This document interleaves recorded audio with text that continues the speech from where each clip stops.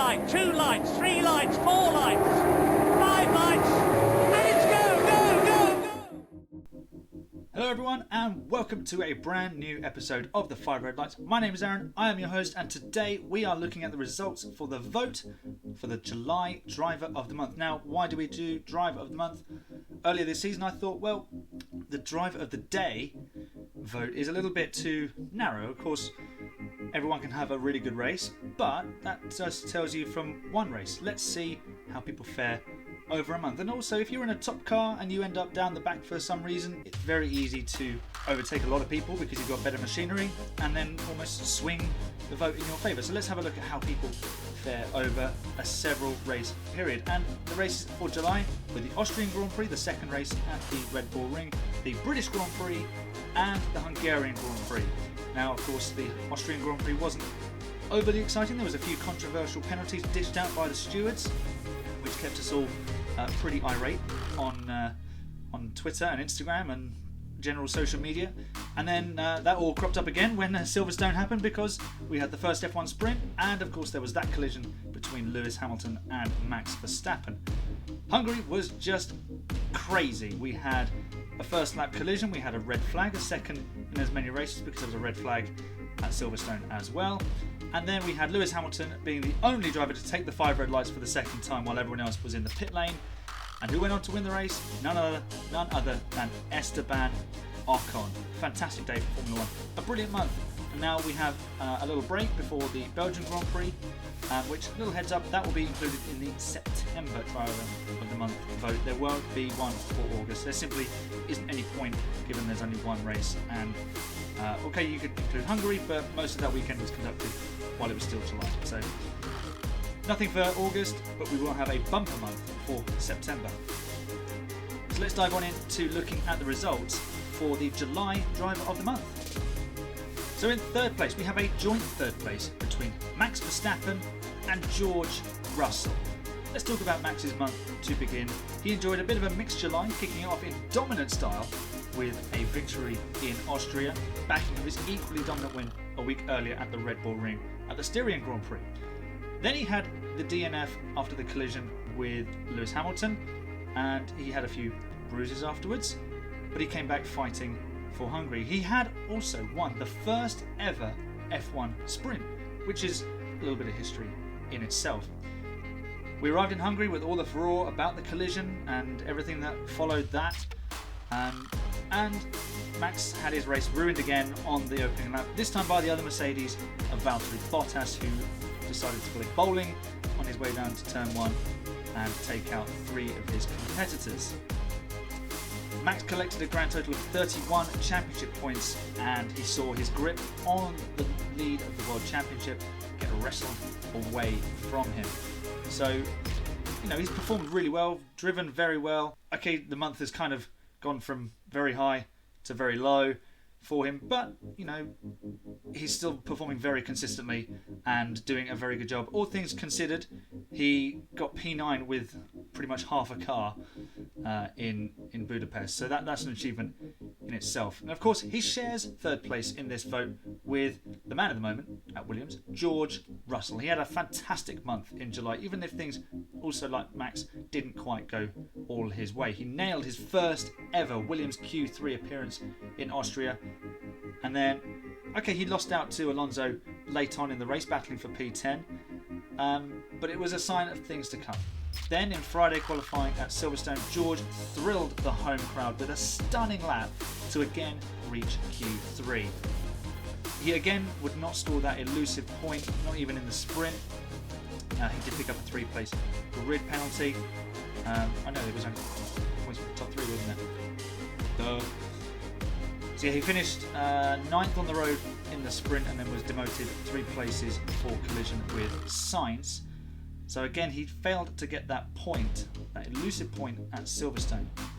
But Hungary's chaos brought about something magical for Williams, as George brought Williams finally some points, and we could all see just how much it meant to him after the race. And it wasn't just George who scored points on that day, it was Nicholas Latifi as well, who actually finished ahead of his teammate. And at one point, George could have been on to win the race, which would have been absolutely bananas. he very cheekily pinched his way up to second place, but then he did have to give those places up. Overall, a very, very, very good month, all things considered, for George Russell. Which of these two drivers, out of George and Max, actually had the better month? Both deserve a step on this podium of the top three, so that is why I have shared it. Let me know in the comments which one of those two do you think actually had a better, stronger month of July. Moving on to second place in the vote, and the top two were shared as well, similarly to Max and George, but I've decided to split these two because I think they both deserve their own separate placing on this result. So in second place we have Fernando Alonso of Alpine. Fernando grabbed a single point in Austria after a pretty scary incident with Sebastian Vettel in qualifying. But it was in Silverstone where he displayed that he really truly has not lost any of his racecraft. He leapt from 11th on the grid in the sprint to 5th on the opening lap. It was like something out of a video game. It was just unbelievable. He dropped back a little bit, and on the race day he did bag himself P7, which was good solid points for the Alpine team, but things were going to get better for them. As we moved on to Hungary, where Fernando actually scored his maiden win. Now he navigated the chaos of turn 1, and then he successfully held up Lewis Hamilton long enough late in the race to secure his teammate Esteban Ocon his own debut victory at the Budapest circuit. Now, Fernando's staunch defence of the world champion made for incredible viewing and kept me on the edge of my seat. I'm a Lewis fan, and I'm a Fernando fan as well, even though we have a bit of a love-hate relationship considering his history. But it was fantastic to see Fernando driving as if he was competing for the World Championship. He's still got it, clearly. You know, he's 40 years old now. He has not lost an ounce of his skill, and he's just as determined and just as ferocious as he was before. And it leaves us asking the question, is Fernando still a potential world champion if the car is right? And also a secondary question, the Max and Lewis dynamic is thoroughly entertaining for so many different reasons. But would we actually have a better, and I'm not sure what the right way of phrasing this is, more intriguing dynamic if it was Lewis and Fernando? Because Fernando would be desperate to get that third world championship and get one over on Lewis and say, look, I beat two 7-time world champions to world championships. He wouldn't ever stop going on about it, would he? But just something to think about. Would that be even better than what we've already got? Fernando fully deserves his second place in this vote, and he takes second place on this rostrum. Moving on to the winner of the vote. Now, of course, I mentioned earlier that the top two were shared, and it's simply based on drivers' championship points and how the dynamic of their season has changed, which is why this driver gets the top spot. So in first place is Lewis Hamilton. Bit of a clue with the hat, perhaps. Now Lewis's month was a bit of a mirror image of that to his title rival. Damage in the Austrian Grand Prix cost him a comfortable second place after a tough qualifying actually for Mercedes that weekend. But he bounced back to form in qualifying in Great Britain with a scintillating fastest qualifying lap. For some reason, not pole position. I mean, go figure. I don't know why Formula 1 do these things. It just doesn't make sense. Lewis then went on to lose pole position in the sprint race because he finished second to Max, but it did set him up to fully attack his title championship rival on lap 1 at Silverstone. And we all know what happened next. They did collide, and Lewis served a deserved penalty, but then he used the power of the Silverstone home crowd to storm to a sensational victory, actually going on to make 2 more overtakes at the same corner where he collided with Max. So make of that what you will. Whatever your opinion on the wild celebrations, he fully earned that victory. Now we move on to Hungary, the third race of the month. He was again the fastest man over a single lap. There was a little bit of gamesmanship in the pit lane and on the second runs, but Max's first run wasn't good enough as it was. He'd made a mistake by being perhaps too close to Charles Leclerc in front of him and just generally not stringing that together. But then the Bottas-induced carnage of turn 1, subsequent red flag, and then the no-win situation for Lewis and Mercedes with the tyres at the restart left Lewis with an uphill task and all alone on the grid at the restart, which was pretty hilarious. I think we must all agree. Still, he rose, and he rose all the way to P2 at the end once it was all said and done, because Seb was, of course, disqualified from second place on the road, meaning Lewis, having finished third on the road, was promoted to P2, which extends his championship lead. He tops the pile in the standings, and a massive swing in fortunes. He gained 55 World Drivers' Championship points over the course of July, and it would have been more had it not been for the damage in Austria, and perhaps if he'd held the lead at the sprint, he maybe would have had a couple more points in the bag.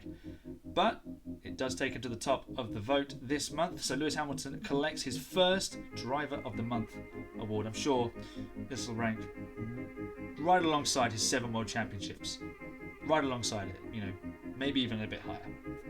So there you have the top 3/4. We have third place shared between Max Verstappen and George Russell. Let me know in the comments down below who you think had the stronger month out of those two. Second place went to Fernando Alonso, and then Lewis Hamilton topped the lot. There was an incredible 33 votes this month, which was fantastic.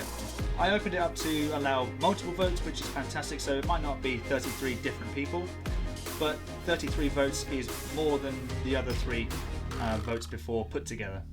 So thank you very much to everyone who voted. Continue to share, continue to support the channel, because I really appreciate it. I'm having so much fun doing this, and I've reached 50 subscribers, which for me seems massive, that 50 people care enough to click that red rectangle and subscribe to me doing this all on my own. I'm hoping to get some guests on, but at the moment, just with work situations, it's not very easy to arrange times to get them on. But yeah, that's things to move forward with in the future. I'm having a great time. Thank you so much to everyone who is watching these videos and supporting the channel. Long may it continue. What a second half of the season we are in store for as well. Belgium cannot come quick enough, because literally anything can happen at Spa. It can rain bucket loads, it could be bright sunshine, and there's always the risk of a collision somewhere.